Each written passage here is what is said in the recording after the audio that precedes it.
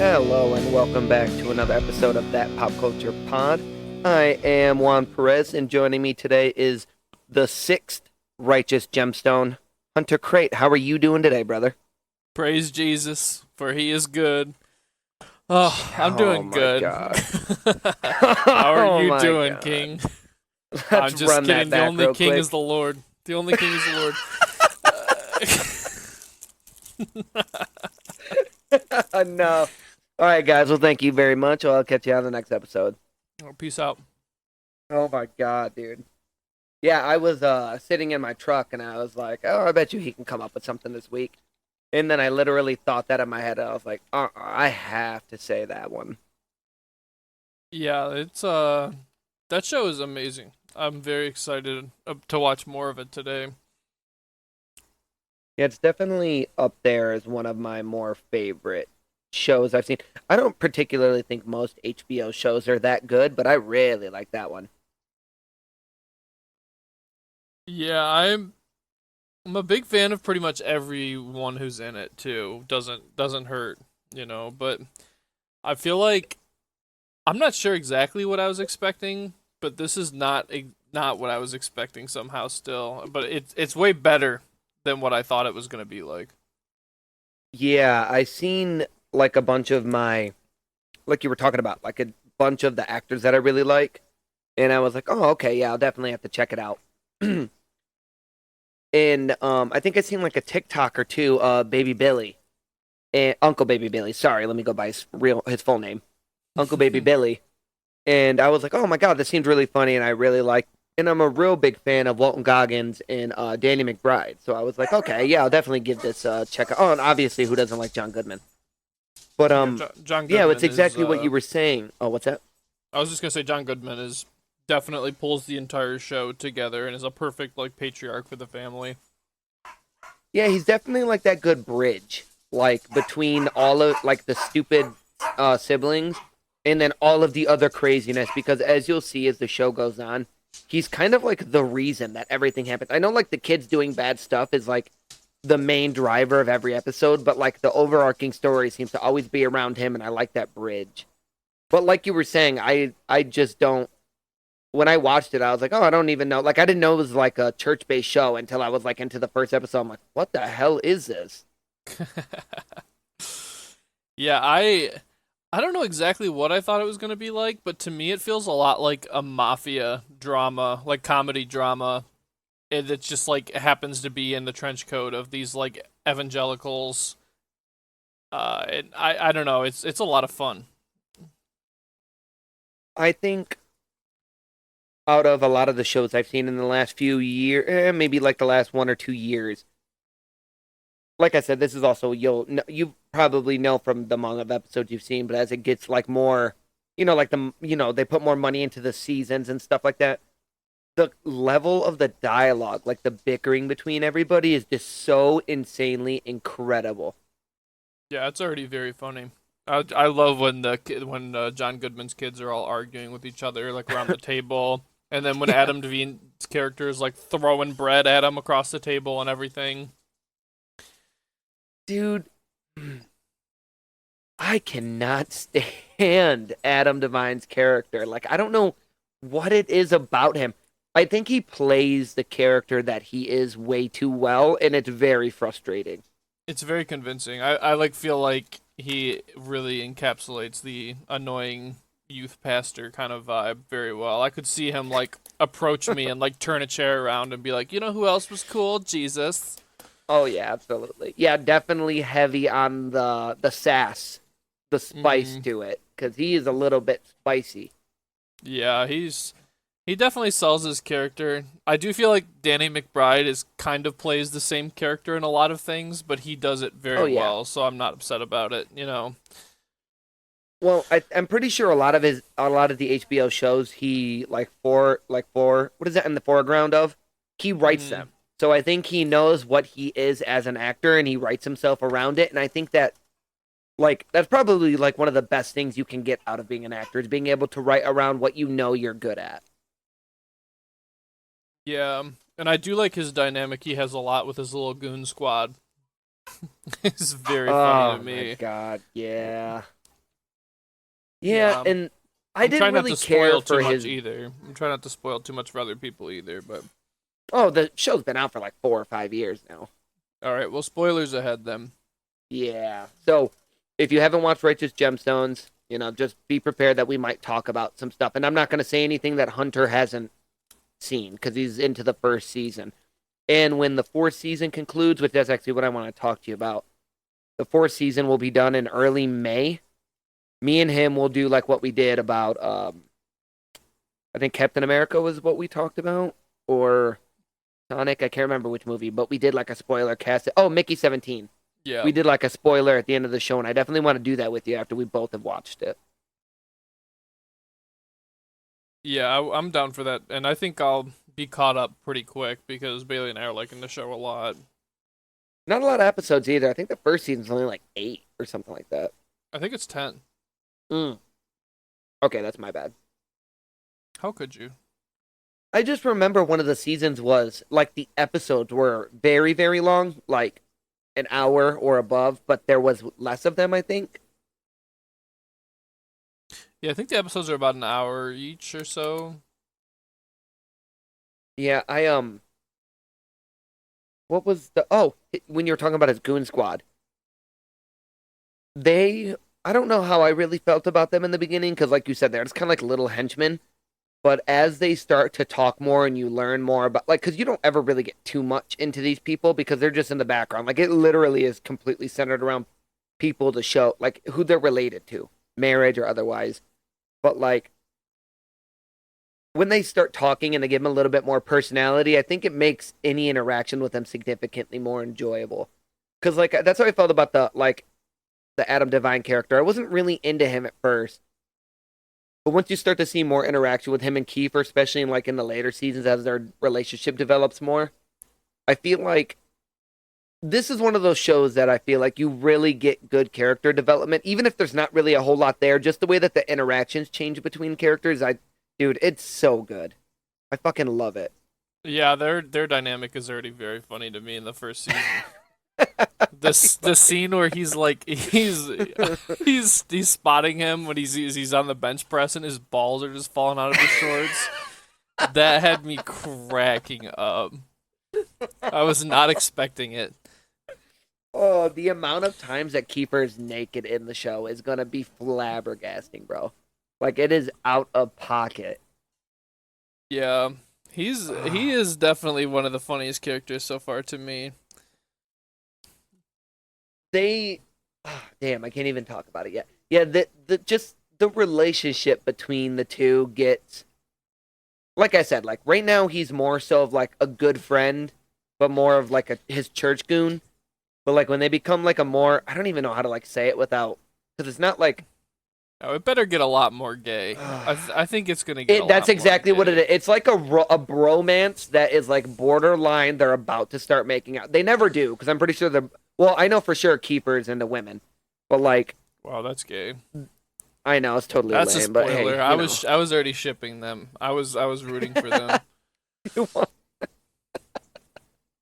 I know. Honestly, by the end of the third season, especially when it gets real bromancy, bro, because it's the whole third season is very homoerotic. It's absolutely amazing. But like when they get like real close with each other, I'm like, guys, just kiss already. You guys want to be with each other, just do it. They gotta leave room But that's for the thing with Jesus. the church is it like limits that, I think. You gotta leave a little bit of room for Christ. Yeah, just a little bit though, just a tiny little bit. Oh, you know another thing I think is really funny is Amber Gemstone and BJ. I think that is so funny that she like is mirroring the relationship that a lot of the other people in the church have with their partner, but it's I don't know, it's so funny. And like him getting the nose job and then it gets busted. It's like, well, you should have Jesse pay for that. Well, how am I gonna get him to pay for that? Oh no, yeah, he's never gonna pay for that. BJ, BJ might be like, I would say him and Kiefer are tied for my second favorite characters, especially once you're gonna get Dark BJ later on, and he's gonna be like this big badass, and he's not at all, by the way, but like he portrays that in a very not satisfying way, like it's not actually who he is, and it's probably one of the highlights of all the seasons. He's just so good. He like you could tell that he's overdoing the like gumpy nerdy husband thing that he's doing, trying to be a part of the family. Like it's not like his forte, probably acting wise, and it plays into the way that they treat him so perfectly. I love it. Yeah, it's just a lot of the interactions with the Jesse Gemstone just dunking on him is very funny. And it's just like a lot of the time it's also funny because like what he's saying is usually correct, even though he's the punching bag for everybody. It's just like he's almost like the voice of reason whenever he's sitting at the table with everyone, and then he just like says something fairly reasonable and everyone is just like, shut the hell up, you moron.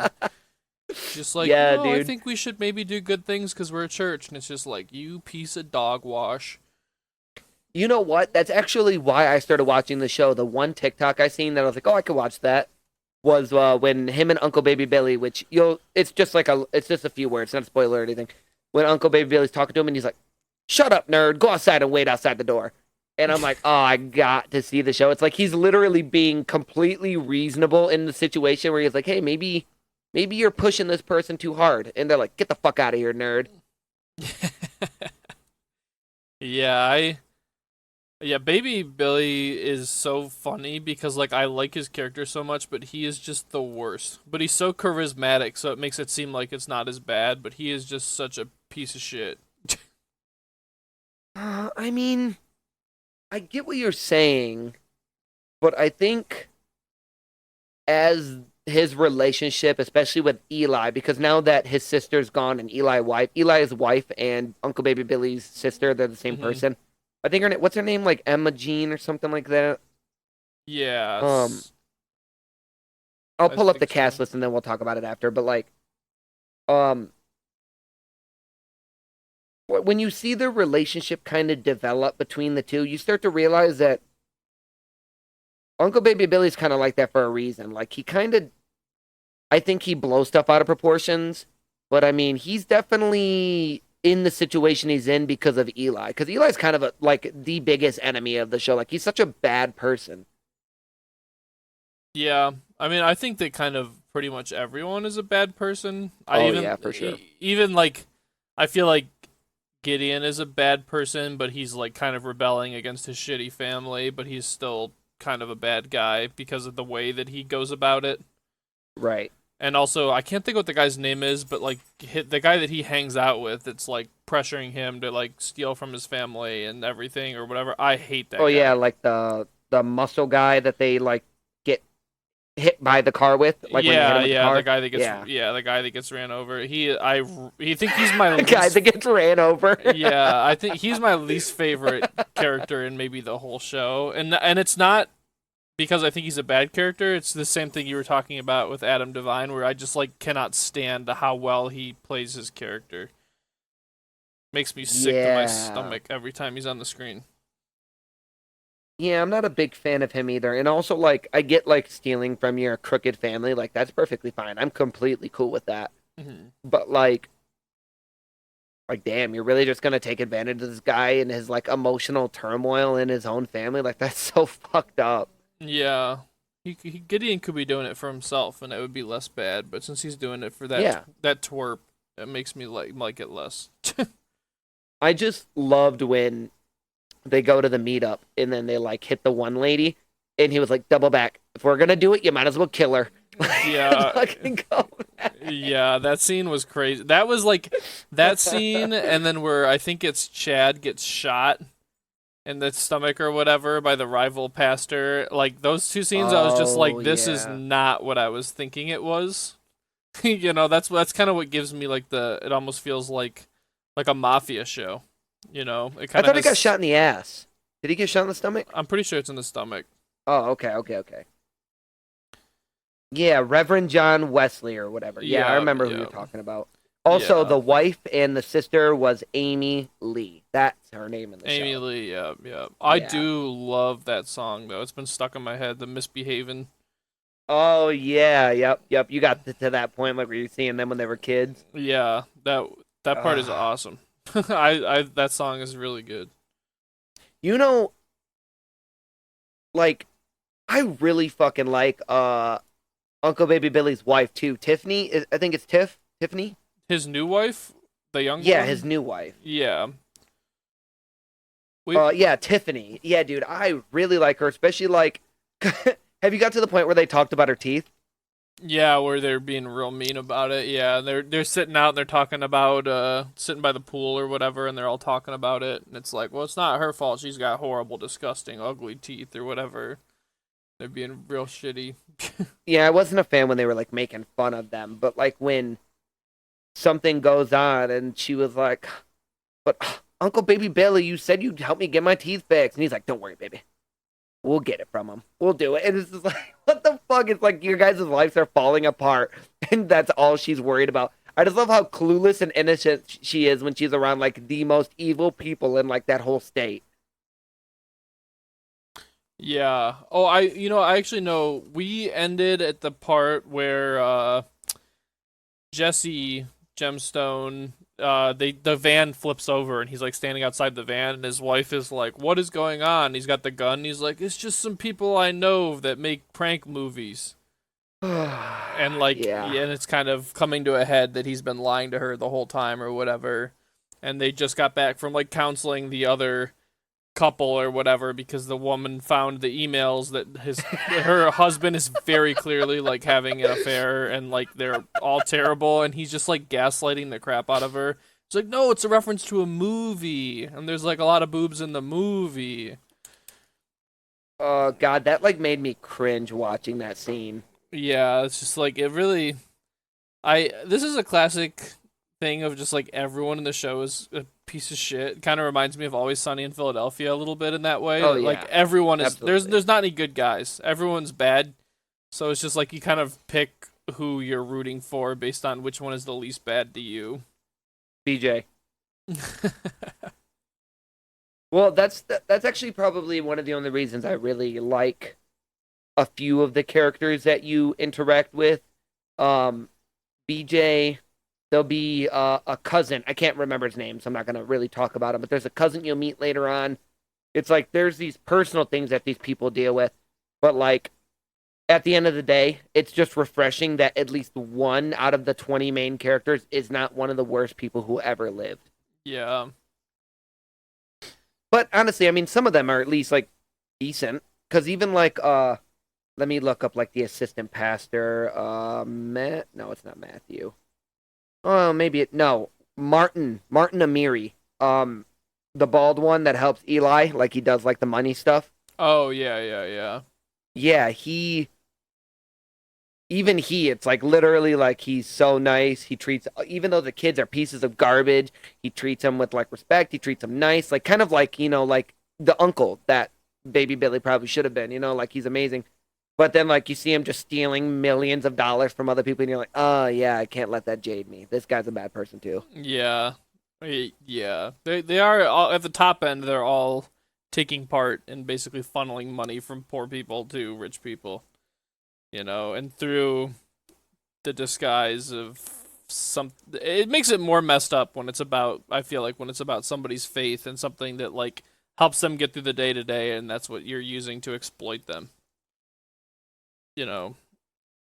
Yeah, no, I know exactly what you mean. And I feel like this show is one of the ones that because I don't even feel like even like we were talking about like Sopranos. I never watched Breaking Bad, so I don't know. But like we are talking about Sopranos last week. Other than the ending, if you take it like what's his name got killed, Hmm. Tony. I guess a few people did get killed, but like at the end of the day, it still kind of worked out for a lot of the characters in the show. I feel like this one has actual consequences, and people do certain stuff, and it like actually leads into bad stuff happening, and I'm a big fan of that. Attack on Titan is another one. Like real quick aside, one of my favorite animes. I think the story's really good. I like the characters. But the thing is that there are real consequences. Like people die, it alters the story, stuff goes in other directions. You know, somebody does the wrong thing and it's actually felt. That's how I feel about Righteous Gemstones, which I'm sure next week when we talk about it, you'll have more of an idea of what I mean. But like I think you will appreciate that if you like that sort of thing. Yeah, Because definitely. things actually have to be like repaid and recompensed. And I really like that when shows do that. I like realism to a certain point in shows, but like people's actions, I want to actually have something to do with it. Yeah, I definitely don't like the concept of like everything always works out for the main character or like Yeah, the protagonist in the show or whatever. It's just like it's very boring and unrealistic because like everyone has had a exactly. moment in their life where something doesn't work out and possibly in a kind of a catastrophic way. So it's like Yep. it's easier to relate when people have things go bad for them than it is to relate to someone who's just like hunky dory, everything goes great for them all the time, and it's just like every problem has a seamless resolution. It's just like that is not how real life is, unfortunately. Yeah. That's exactly how I feel, dude. And that is I might enjoy characters and I might even enjoy the story, but like how the story plays out and the consequences, good or bad of it, that I feel like to me is what makes a good show. Like if you can really okay, so have you watched Tulsa King? No, Do you plan to? not particularly. Okay, it's a Sylvester Stallone show, so I'm a really big fan of it. And the website that me and Jess sail the high seas on to watch TV shows, that has a season 2 of it. So we're about to start that. So I told her that I actually want to do that this week. Maybe after I'm done editing the podcast, I'll make her. Like I told her she can play Stardew while we watch it. But anyways, so he gets out of prison. He does he's a mobster who gets out of prison. They send him to Kansas as like kind of what's it, like exile. Like they kind of exile him to Kansas and Oklahoma. Sorry, Oklahoma. And then that's not even important. Sorry, my bad. And then he does a bunch of bad shit because he's a mobster. His whole life's been crime. And then at the very end of the episode, they're like, "Oh my god, everything worked out. This is amazing. I'm so happy we won." And then they were like, "What? You fucking violated probation, killing all of these people. You're going to fucking jail the rest of your life." And that's how the fucking season ends. And there was never a promise of a second season until it came out. So I was like, that's actually an amazing ending to the show if they just ended it like that.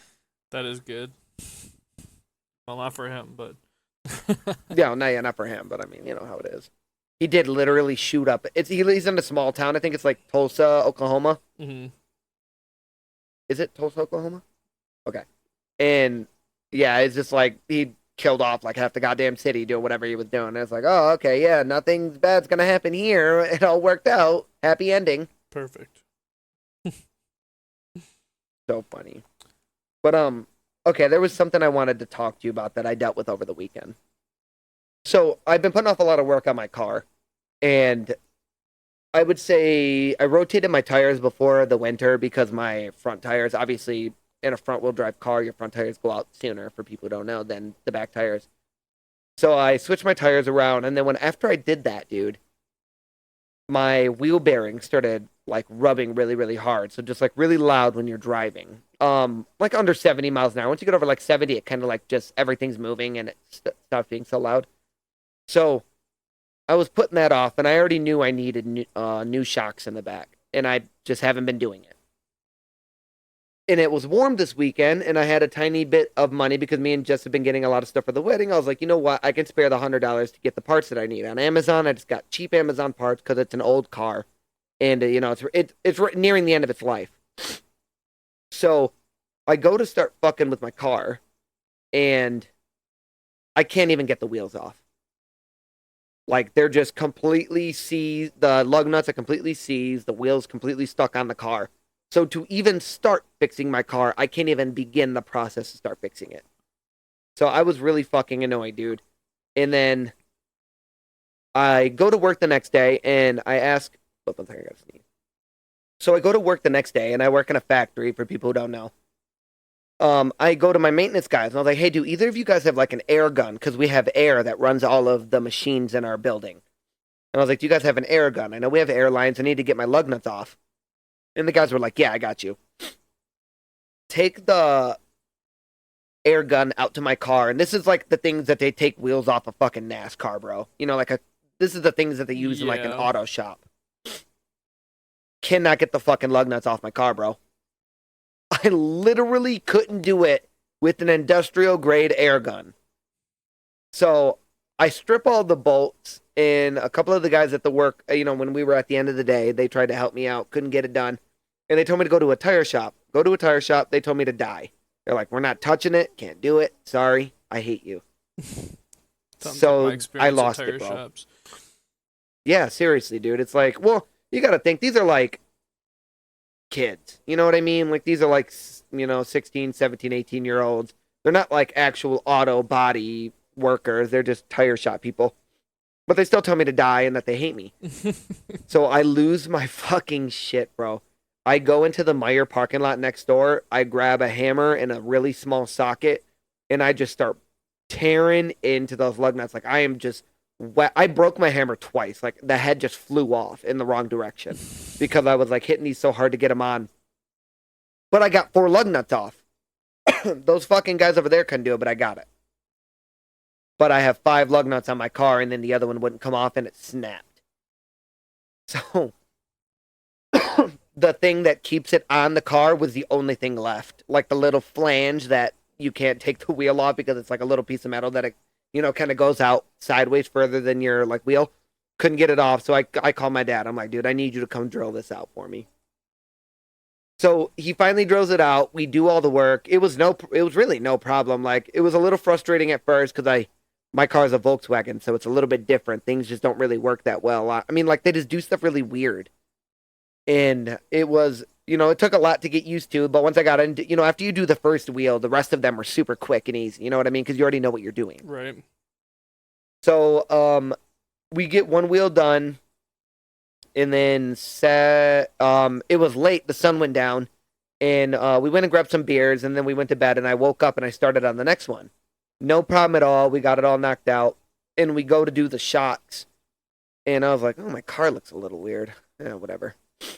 We lift it up. We take off the wheels, and we put the shocks in. It only took a few minutes. Super easy. Then I'm like, "Why the fuck does something does not look right here?" Because there's like a difference. I don't know what it is at first, but there's like a difference between the two wheels when you're looking at them, like with them off, like at the actual parts. And then I'm like, son of a fucking bitch. I left my car on jack stands, and the back wheels I left on the ground. I fucking snapped my springs because all the weight was sitting on it, and they had bad shock. So literally the only thing keeping my car up was the 2 metal springs, and one of them just snapped right in half. And it's a goddamn spring that I replaced last year. Oh my god. Dude, I was so goddamn pissed. On top of the wheel, and it just being annoying, and the fact that I had to do work on all 4 wheels of my car, basically everything but the engine and the transmission I touched. And then everything goes relatively smoothly after that. You get it fucking off, and then you're like, oh, great, I broke something else while I was fixing everything else. Bro, it was so fucking frustrating. And on top of the fact that, I mean, Jess could attest to this, I just had a bad week last week. Like nothing bad happened, but just like too many minor inconveniences pile up, and then that really drags you down. Yeah, I definitely get that. Yeah. So that was my update. I want to tell you, it's like literally I'm fixing my car and I can't even start fixing it. And then once I do, I break other stuff. Yeah, also, it doesn't help that this is kind of peak time for either the start of winter and the end of winter is like, I feel like when people have the most car troubles too, where just like either the wear and tear of winter fucks you up, or just like that first freeze just starts snapping things, like or something bursts or whatever, like what happened to my fuel line. Yeah. Yep. Well, it also doesn't help that the temperature changes are just so crazy right now. Like, it was 70 degrees 2 days ago, and now it's 30. Like, on plastic, it's not so bad. On rubber, it's not so bad. It's not great, but it's not so bad. But like metal, it's just like imagine like you're just heating and cooling something that literally holds your car up. Like it's just not good for it, dude. And it started raining in the middle of fucking fixing the car too. It's just like I was loving the weather, and you know what? I'll take a little bit of rain for it to be warm. Like it is what it is. But oh my god, bro, it's like what the hell? But speaking of rain, how did you enjoy that storm the other day? Oh, I didn't. Well, so it hit pretty quick. It was a little bit spooky over here. Like I think we got kind of the worst of it. Um, the dogs are pretty freaked out. A lot of thunder. Kind of started like it was real sunny, and then it was just storming horribly or whatever. It like blew in real quick, and it did just enough damage to our yard to be very frustrating. Where it snapped like three medium small trees in kind of like the side of our yard and tipped them over. So that's gonna be probably half a day at work cutting those all up. It'll be a bunch of firewood, which is, I'm being optimistic, but Yeah, that'd be nice. it came around in the sense that my work was out of power, so I got a free, like, paid day off today. So it came back around in that way, at least. Um, but yeah, I think like half of our city is still without power. Super sick nasty. Yeah, I actually should probably check to see if my work has power yet. See if I would have more time off tomorrow. No, Yeah, that'd be nice. probably not, but that's okay. Yeah, probably not. But yeah, it's the downtown area was actually pretty messed up. I guess there was some broken windows. There's a lot of fallen trees all over in the between where I live and Jackson, Michigan. Like there's just a lot of damage. I even saw in Kalamazoo like the whole cover on a gas station snapped and tipped over onto the store. Yeah, over where I did a delivery earlier, one of the shops on the east side of Detroit, there's an apartment building across the street, and the entire car cover was on the ground. Wow. Yeah. Yeah. Well, Julian, who was on the podcast a few weeks ago with me and Ryan, he said that there was actually a tornado. I think he said 8 minutes there was a tornado in his area. And he said that after the tornado, he went outside and there was a deer in a tree, like a live deer in a tree. Wow. Yeah, it was pretty crazy, honestly. Yeah, we had the tornado siren and everything. I don't know, or I don't think any touchdown. But I'm not 100% sure, to be honest. But it was a little bit spooky for a minute there. But it was as fast as it blew in, it was gone. Like it just kind of started like sprinkling or whatever. Jess was getting everything ready. Like getting our candles out in case. Well, all of our power lines, water lines, gas lines, everything's underground over in our neighborhood because it's a newer one. Nice. But I know dude, seriously, it's so nice. Like I always was like, it doesn't really matter that much until it like you notice the big difference of never losing power. But Jess was like getting everything ready, and I was like, okay, well, she's playing Stardew Valley, which we'll get really into next week. But I was like, you know what? I'll go to the store. You're playing Stardew Valley. I know you don't want to go anywhere. I'll go to the store. I go to the store. I come back, and I could see the storm wall. I showed Jess, like, she comes outside and look. And then Avery, I was like, oh, we should let Avery go pee before it starts. I take Avery outside, and I'm just, like, watching her just in case, like, she starts to get freaked out for when the storm wall, like, gets really close. And it was just, like, blinking. It was, like, that close. And then I hear one gigantic water drop hit my car. And then Avery jumped like 3 feet in the air and then ran for the door as fast as she could. And we came in soaking. In like the 3 seconds that it started raining, it was just an entire wall of rain. Classic. But it only, like you said, it only lasted like 15, 20 minutes of hardcore. And then it was just like sprinkles after that. Yeah. But yeah, that was pretty crazy. My mom called me and told me because I didn't even know at first. Like I was getting in the shower and she's like, "There's a storm coming. If you want to come over," I'm like, I didn't even hear about it, to be honest. Yeah, I'll have to send you. I got a crazy video. It was like just sheets of rain smacking into our window. Like you couldn't see out the windows. There was so much rain. Going If there's not sideways. anything too personal in the photo at all, you should definitely let me post that. Yeah, I can probably We'll do talk about that. it when we're done. Oh, I have one other funny thing too. It reminds me, I'm looking at the pictures right now. Freaking right after like the worst of the storm happens, where the wind is like 80 miles an hour. It's still crazy out there. Like it's still like a downpour, but it's just like not blowing it quite as hard or whatever. There's a freaking Uh-huh. squirrel on our bird feeder, just soaking wet, just chowing down on an ear of corn, just drenched. Looks like a rat. It Hell was yeah. so funny. He was just like he couldn't wait. He could not wait another second. He felt the storm coming and he was like, now's the time to attack. Oh yeah, and the other thing too is we had a couple trees fall in our side lot kind of area or whatever, but the people directly behind us, their whole pine tree tipped over. On their house or just over, just whatever. Just like over. I don't think it Oh, looks okay. honestly, if it was like fell slightly differently, it would have definitely hit their house. It like fell right between kind of our house, like the back of my yard and their house or whatever. That's so lucky. Yeah, like it hit the fence, but it didn't really like destroy our fence. It didn't look like when I was out there, but Well, you have a chain link fence, yep. right?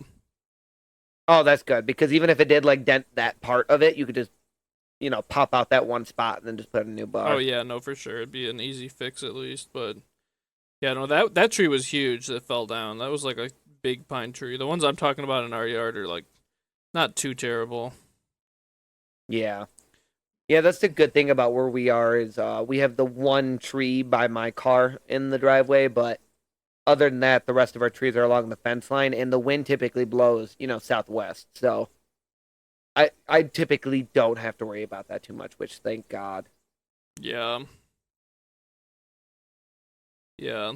Um, so there was actually something I wanted to talk to you about. Oh, real quick, how about we make this like a show heavy one episode? So real quick, I finished season 2 of Severance, and do you still plan on watching it at some point? Yes, actually, Okay. Ryan clutched up and gave me his Apple login, so we'll probably be watching that when we finish Righteous Gemstones.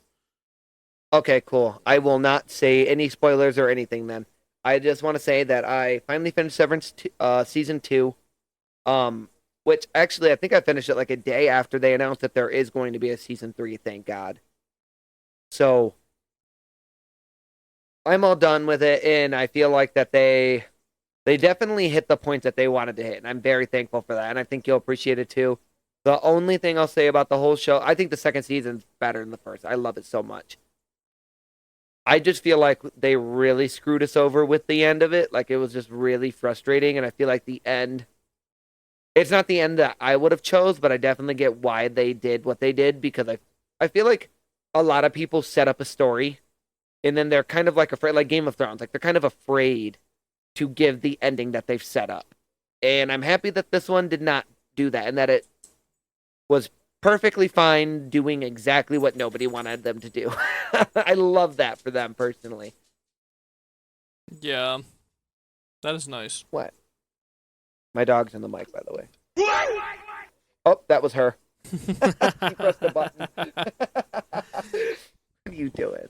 Live Avery But interview. yeah, I just wanted to say I liked it a lot more. Definitely probably better than the first. I'd give it a 10 out of 10. Big fan. It's just what a crazy ending. So I'm really excited for you to watch that. Yeah, I'm pretty excited about it. It seems like everyone everyone that's recommended it to me is very into it. All right. So, oh, that was Avery. I don't know if that picked that up. Um, so since we're talking about TV shows, I wanted to bring up something to you which I think is absolutely insane, and I never really considered it until recently. Oh, there's the dog. Oh yeah, this is a live Avery interview. Oh, you should have got the picture. She's up. It's like, yeah. If she comes back up here, I'll try to take a picture for the Instagram. So, anyways, this is insane, and I want to get your take on it. The Star Wars thing. So, I'm watching Star Wars Rebels. Obviously, we've talked about that. I won't go too in depth, crazy on that. But the one thing I will say about it before I go on to the point I wanted to ask you about, all of the characters, I was like, I didn't particularly connect with them the first season and most of the second season. And then I found out that all of these characters are in the Ahsoka Tano show. Like most of them are main characters in the Ahsoka Tano show because she showed up, which is one of them. Her and Captain Rex. You remember when you were asking me about my favorite characters and I said Rex? Yeah. Yes, he is in it now, and he is like a reoccurring side character. I'm so happy. I fucking love him. And Ahsoka's in it, which is one of my favorite non-Jedi people. So a lot of these characters are going to show up in her show. And then I watched an episode yesterday where Hera, the pilot for the show, her dad was in the show. And I was like, God, he kind of looks familiar. And then they were talking about stuff that happened between a Jedi and him. And I was like, was that in the Bad Batch?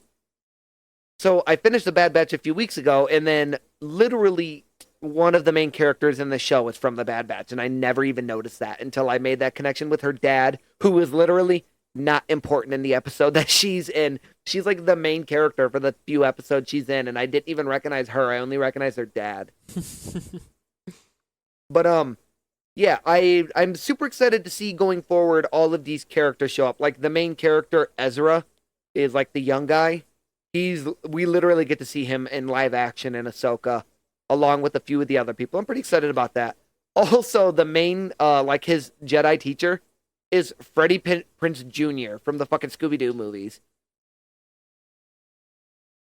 Which I don't know if Jess really noticed when I told her that, but it's like once you know that it's like Fred from the live action Scooby-Doo movies, you're like, oh my God, I hear it now. You won't be able to unhear it. Nah, dude, literally every time I see it, I'm like, Fred, what the fuck you doing in here? All right, so the one thing I wanted to talk to you about with that was I wanted to talk about how the rebels talk about, freedom and what the Empire does is so bad, and oh my God, they're killing all these people, blah, blah, blah, blah. Every single episode I see, they blow up an entire Imperial transport with, thousands and thousands of people on it. And it's like most of the people in the Imperial Army they've put down in lore is like they're literally all conscripted. They're ripped away from their planets. They're ripped away from their planets. They're ripped away from their parents, their people. And then the rebels just come in and fucking murder them before they get to go home. I always consider that, I have never really considered how fucked up it is that the rebels literally kill so many people in the Empire who are probably, more likely innocent than not. Like, I get all the officers and everything. Like, they're perfectly fine murdering entire planets. But, like, most of, like, the stupid little stormtroopers you see in the corners, like, doing this or doing that, they're literally, like, conscripted slaves. And then the rebels just come in, blow them up, and they're like, woo, freedom! Yeah, that's kind of how war is, though. Like, pretty much always Yeah. a majority of people that are just like foot soldiers are kind of just there for either family or God or country or whatever it is, and it's usually the people who are directing the armies and aren't in harm's way that are the most guilty party. But the thing that, like, why I consider it so funny and so crazy is everybody in the rebellion, they want to be in the rebellion. Like, they made that decision. And they're like, God, I want to liberate my planet. Oh, they killed my family, blah, blah, blah, blah, blah. And then everybody, like, most of the people in the Imperial Army are like, oh my God, I hope I get to go home at some point. And the rebels are like, no, the fuck you won't. And then blow them up.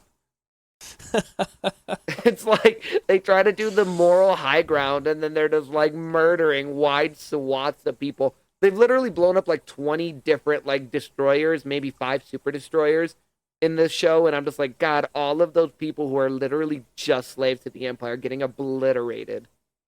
There's a lot of the higher ups on there too, and it's their military hardware. Yeah, that is good. Well, that is the main thing about war, right? Like, from what I've read, is that basically the main ways to win a war is just destroying their equipment and injuring, not killing, injuring, like, the people you're fighting against, because it, like, does more to morale than killing people. Yeah. I don't know. I just thought it was really funny, like, when they're like, God, I cannot wait for this to be over and everybody can go home and be safe. And then it's like, well, all of the slaves won't because you murdered all of them. Like, all of the people on the Death Star, like, they probably blew up, like, 500,000 just slaves. And it's just like, God damn beautiful. Look at that liberation. Freedom. That's American freedom right there is what that is. I would have not chose to work on the Death Star, but No, I wouldn't have either. That's not a moon. I cannot wait to watch episode 4. I'm gonna make Jess watch it with me. It's probably people really love the original Star Wars, and I think it's an amazing like science fiction movie. But when you like just watch the dialogue and how Obi-Wan just mysteriously aged 75 years and 15, you're just like, this movie really could use some work. you know the desert's pretty hard on people. You might age a lot if you spent 15 years in the desert. Yeah, you might be right about that. I'm saying it. I'm saying it. Yeah. I'm an All right, you Obi-Wan got me there. stan though. Yeah, people really do. I feel like he's amazing for a lot of different reasons, but I don't. I feel like a lot of people just ignore a lot of the main issues that I have with him. But that doesn't mean you don't like him. But like I'll like see a lot because my TikTok is mostly just like, like Mexican memes, anime, and Star Wars, and they'll just like be like talking about all this stuff with Obi-Wan, like, oh, he did all this, and it's like, oh yeah, but he also like kind of is not, he's him and Mace Windu are like the main reasons why fucking Anakin fell to the goddamn dark side, and everybody's just ignoring that fact because he sat there and watched the kid from across the desert. Come on, come on. Sometimes you gotta be a watcher. I'm just kidding. Yeah, that's fair. You got me there. Yeah. No, I feel like Obi-Wan, though, is definitely partially responsible. It was one of the least guilty parties because he really did sure. love and care about Anakin as an individual, which is kind of what he needed. Like, he was the only one of them that, like, actually gave a shit about him as a person besides Padme. Yeah. So like he like in that way, like to everyone he was like the chosen one and was like just gonna do this prophecy or whatever, and then all the regular Jedi shit where you can't love and blah blah blah. But I feel like Anakin or Obi-Wan was like one of the only people that actually treated him like he was a human being for the most part. My big thing though is like you were talking about like you can't love or anything like that, but like you said, Obi-Wan actually cared for him a lot, like really much so, like a little brother. But it's like you literally could have just given him a tiny bit more. You already broke that barrier of doing something you're not supposed to do. You're not supposed to care about him the way that you do. You already broke that barrier. Why didn't you just give that extra little nudge? Because he already knew that Anakin was so violent and so angry, and he'd have his like outbursts where he'd literally kill entire villages of people. So it's like maybe just give him a hug, or like when he was like, "Why can't I be a master?" or whatever, and then all Obi-Wan says is, just trust in the console. And it's like, you probably could have told him, hey, dude, you're going to get promoted soon. Just calm down for like 5 seconds. Yeah, I feel like in the way they were both kind of juggling the same issues, I feel like just in a different way.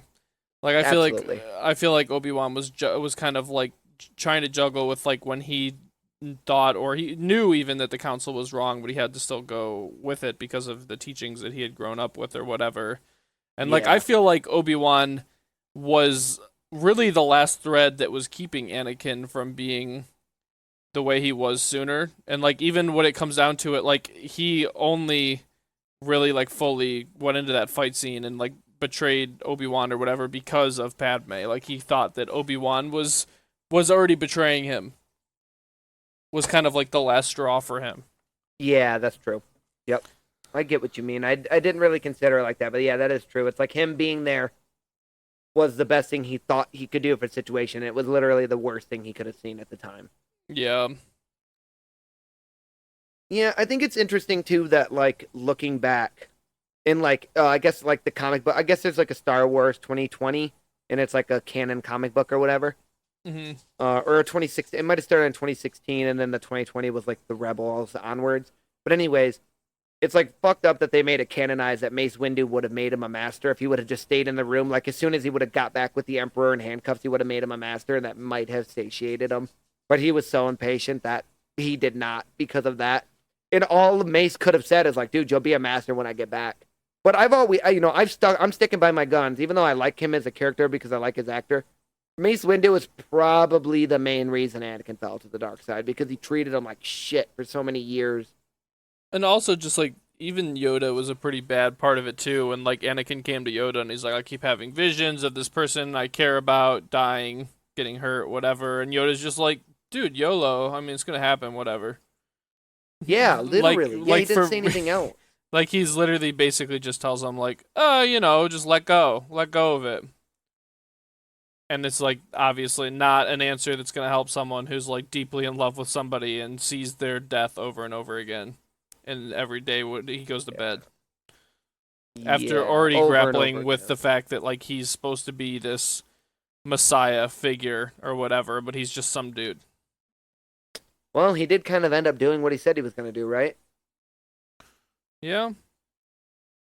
Like in the long run, which I'm pretty sure that the prophecy actually refers to Luke, if I remember correctly. But like, if it wasn't for what Anakin did, because if you really consider it, it's really just kind of the Emperor and Darth Vader, and then Luke and Leia. So it really kind of is sort of balanced.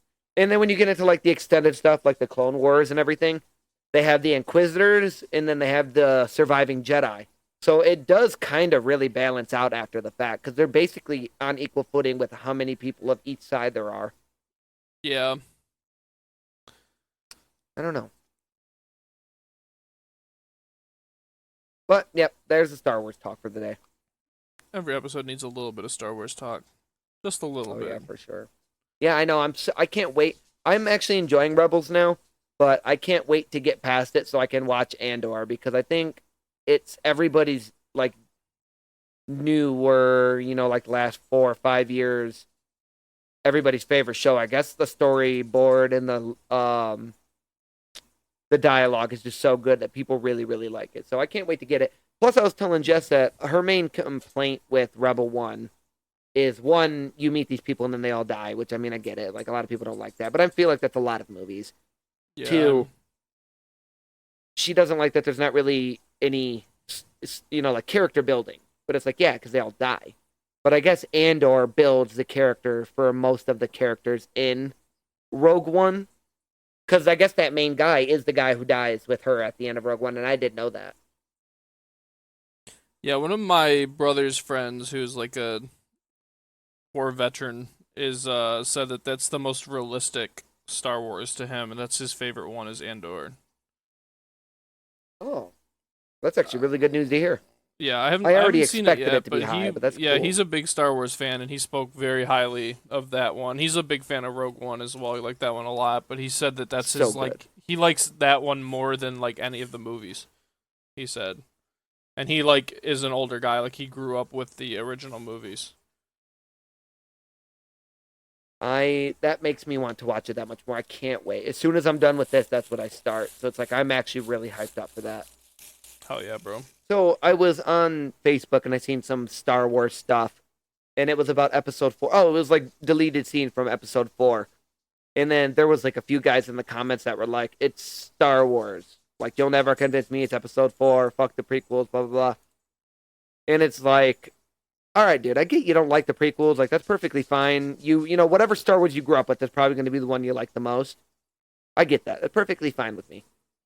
But like, it's been 40 years, dude. It's not episode 4. After the second one came out, they renamed it because he knew he was going to make a prequel trilogy. It's like it was it was just Star Wars, like that's it, for like 3 years. Get the fuck over it, dude. It was really annoying, and it reminds me how annoying Star Wars fans are. They're probably like the worst fandom to me. It's like nobody hates Star Wars more than Star Wars fans. Yeah. I feel like that's true for a lot of universes, to be honest. Like, you have to be pretty invested in it to have that level of hate for something. Like, you have to know so much about it to really hate the specific things that people complain about. It's the same, honestly, in Warhammer, too. Like, people, it's just like, they talk about how much they hate it all the time. It's just like, then why are you spending so much money on all the paraphernalia, on all the rule books and the miniatures and everything? It's like, it's so funny, and like you can literally like click on someone's profile in a Facebook group and see their previous posts, and it's like someone will be like, I hate this new figure, I hate this new figure, and then like a month or two later, you'll click on their profile, and it's just like they have that in their history, and then I just bought these new models that like a couple months ago they were saying they hated so much and would never buy, and it's just like, Jesus. you are just the worst. Like, at least stand by your convictions if you don't like it. or I a bit. just couldn't invest so much time into something I don't like. Like, what's the point? Yeah. All right. So, what do you got for us, brother? What were people saying? So we have some questions in our YouTube video. Okay, First one, I'm answering this one. Do you think got it. Walter White is considered to be the anti-hero in the show? I'd say no. I don't really think he's an anti-hero in the sense of like I feel like I'm trying to think how. You know what? I'll let you field this one first. Do you think he's the anti-hero? I guess you haven't seen it. Well, let me quickly. I'm not as smart as you, so let me look up what the fuck anti-hero means. Is a main character whose narrative may lack some conventional heroic qualities, such as idealism or morality. I would say yes, then. From what I know about it, because I did watch some of the Colombian one, like literally in Colombia, they made an exact replica, like they got like the rights to make it in Spanish. I watched a little bit of that with my parents. I would say he is. From everything I know, I'd say if morality and idealism and all that stuff's out of it, and he's just selling drugs to cure cancer, and then he doesn't care anymore, and he just wants to sell drugs and be a kingpin, I would say yeah. See, It's just the main character who's not a good guy, right? well, this is what I think personally. I think that the anti-hero is somebody who ends up doing the right thing, but maybe not for the right reasons, or they not. I think Oh, that the anti-hero still has to have a heroic component to them, and I think that he wasn't doing those things for the right reason. He was doing them for self-serving motivations that it made him feel good. It wasn't about he lied. He said it was about his family. It was about his kids and their future, but it really wasn't about that. And he admits that later on, like it's about himself. It's about him feeling powerful and like he was a strong person that couldn't get pushed around after being pushed around for so long. So like if you look at anti-hero as just the main character who is like atypical and like maybe has villainous components, then yes. But I think that he's missing the part of it that he's not doing any of it for the right reason. He lies early on and like makes you kind of tries to convince himself that he's doing it for the right reasons, but he's doing it for the wrong reasons. He's not really doing it to serve his family. It's just kind of his excuse to be a horrible person. yeah, that's what this says here. I didn't read the whole thing. It does say that, though, in the end, most of them may do the morally correct thing, even if people don't agree with it. So yeah, that would mean that he's definitely not. That'd be like a Batman is an anti-hero. Like he's Right. doing it, he's doing good stuff, but in the wrong way. Or like even I know a lot of people don't like this movie, but the comics are good in my opinion. But the Suicide Squad is another example of that, where like they are all literally bad people, but almost all the missions that they end up getting put on are doing the right thing, but they're doing it because they don't want to die, not because Okay. they're heroes or whatever. But they are ultimately saving the day. I still have to watch that movie. I've heard. I don't know why people hate it so much. I've heard good stuff, especially about the second one. I thought that they were good entertainment value wise, but they're definitely not artistic movies. Is how I'll put it. But Okay, that's fair okay. enough. I think they'll capture your attention for the entire movie, and that's kind of what I'm about. A superhero movie, supervillain movie, I guess. Oh, here's another good one because we just watched Moana 2, which was Dookie. Uh, Maui in the first movie's kind of like the anti-hero. Like he doesn't actually care about doing anything other than get his staff back. That's all he cares about, and then he ends up doing like the right thing in the end. Yeah, yeah, So, that's kind of a good example too. And like sometimes like a trickster character and a lot of like folklore and stuff like that is kind of an anti-hero, and that they do things not for any altruistic reason or that they're a good person or whatever, but sometimes they end up doing the right thing just because it kind of aligns with what's what's the what they want to do, not necessarily if they're doing it because they want to save people, but yeah, in Stormlight Archive, because I believe Farrah said she's reading it now. Is she the one that asked the question, or was it somebody else? yeah, it was her. Okay, so a good answer. So I think our basis is going to be no, so we can move on. But the one thing I will say is the anti-hero in the Stormlight Archive, if you're still reading or listening to it, a good example is Wit. Wit says that he wants to help Dalinar do what Dalinar wants to do, but he said that if it doesn't end up working for him in the end, that he will not help him. But until it doesn't, he will. Like that's a good example of an anti-hero too. Like He will absolutely betray him if it comes down to it, but typically it's gonna work. It's gonna work to his needs if he does end up doing the good thing. Right. Okay, so what's next? Okay, so in our opinion, what game has the worst soundtrack? That one's Oh tough. shit, I don't. I you know I think most of the Call of Duty games don't really have a very good soundtrack. that's actually pretty fair. Um, Well, it's usually and just a mid guitar, right? yeah, I think I think Halo might have one of the best ones, if not the best one, in my opinion. Um, I know that's not what was asked, but I'm gotta bring it up. Um, and another, I think it's hard to answer that because most of the time when the soundtrack's not good, it's forgettable. yeah, that's true. Or I'll just literally turn the music off. And most modern games have that option to just like turn it off, and then I'll put my own music on if it's too bad. Oh, I got a good one. I got a good one. The radio in Fallout, all of them are probably some of the best ways to experience music in a video game. The regular soundtrack for Fallout, like that just repetitive trumpet shit that they do, absolutely dreadful, and I fucking hate it. It reminds you you're playing Fallout, but that's all it does for you. It doesn't do anything else. So the regular background sound for Fallout is absolutely dreadful, and I hate it. But that the radio is not the case. It's a completely separate way to listen to music. But I'll say a big name game like Fallout has a very bad soundtrack. Next one. Did you hear that the game Elden's Ring is being created into a movie? How do you guys feel about the news? I think no matter what they do with it, it's going to be good because it's a completely freedom of choice game where you can be the good guy, the bad guy, or the lover boy. And boy or girl can be Elden Lord. Um, there's multiple ways to do it. There's multiple morality choices you can make.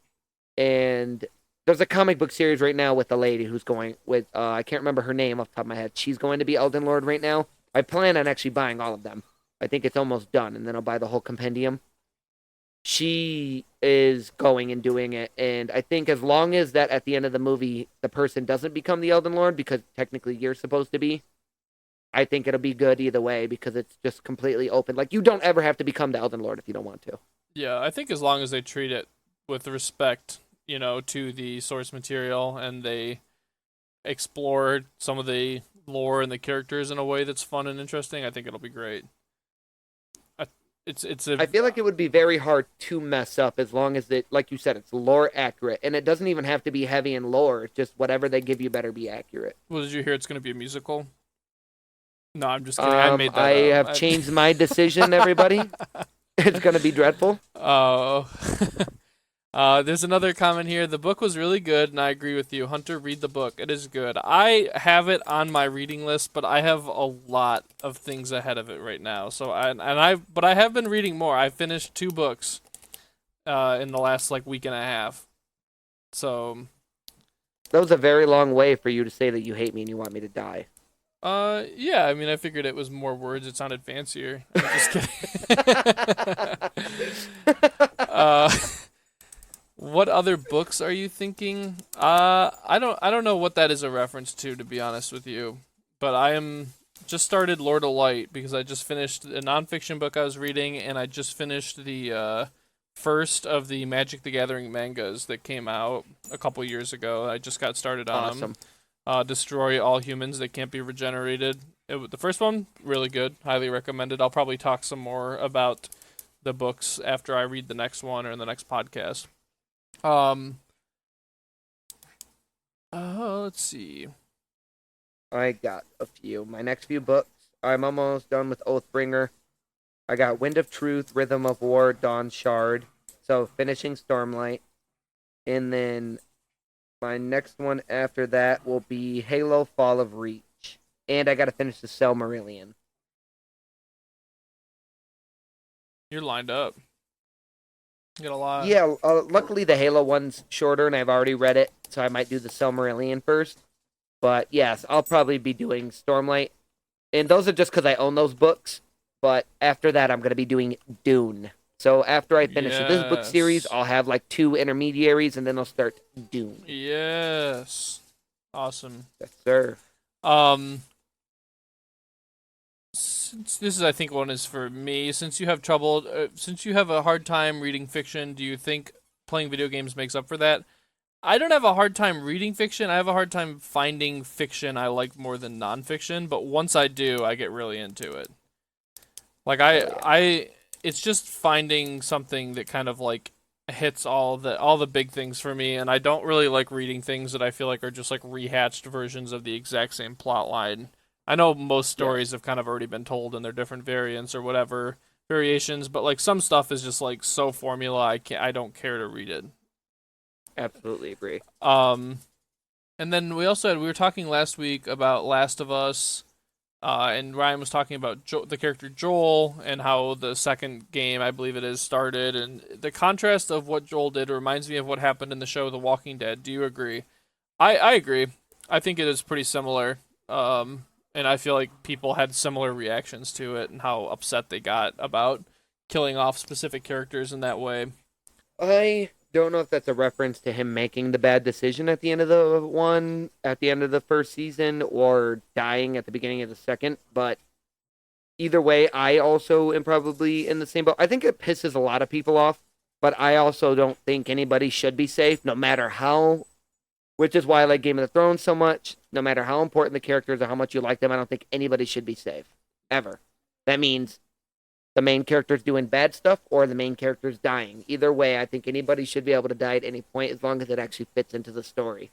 Yeah, I mean, somebody can be the primary protagonist, and then it can be somebody different once they die. Everybody's story has an end. It's like sometimes it just happens to end in the middle of the movie or the book, and that's okay. I actually find that quite enjoyable in the point of I like you said, I like stuff that's different, like when you're talking about books.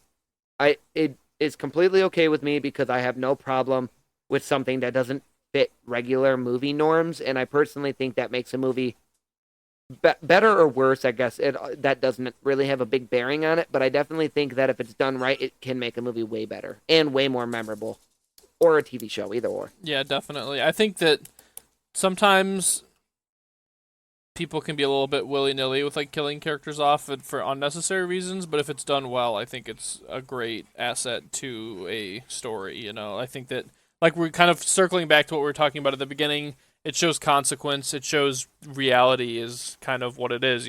Sometimes things don't work True. out for people. Sometimes people unexpectedly die. Like, that's true of real life too, unfortunately. And I think that Yeah. those things some people steer away from because they feel like it's controversial maybe to like kill off characters or whatever, like they're worried about the consequences, but I feel like it shows real consequence, and that's kind of what's important. But it does suck when there's a character you really like and they die. So I get that. Yeah, definitely. Definitely. I think that was all. All right, brother, is that it? I think so. All right. Well, do you have any closing comments for us, brother? Um, I have more Total War stuff to talk about next week. I have some mangas to talk about next week, and I will probably be finished with the Lord of Light book, and I'll probably talk about that by our next podcast. That's what I'm hyped about right now for next week. What about, do you have anything coming up for next week that you're excited to talk more about? I'm pretty sure Jess wants to go really hardcore into Stardew Valley. Yes. I'm sure I will. Oh, I'll have some Tulsa King stuff to talk about, and then we'll have some more Righteous Gemstone stuff to talk about. So, honestly, I will probably try not to get too much of a list so I don't take too much time away from what you guys are probably going to want to talk about. So, I will just chime in with whatever I can to fill some time. All right. Well, thank you everyone for joining us and hanging out as always. We really appreciate you guys. Keep the questions up. Keep interacting. We like hearing what you guys have to say for sure. Absolutely, and feel free to follow us on basically all major social medias at That Pop Culture Pod. Feel free to email us as well. Thank you so much, guys. Have a great day. Adios.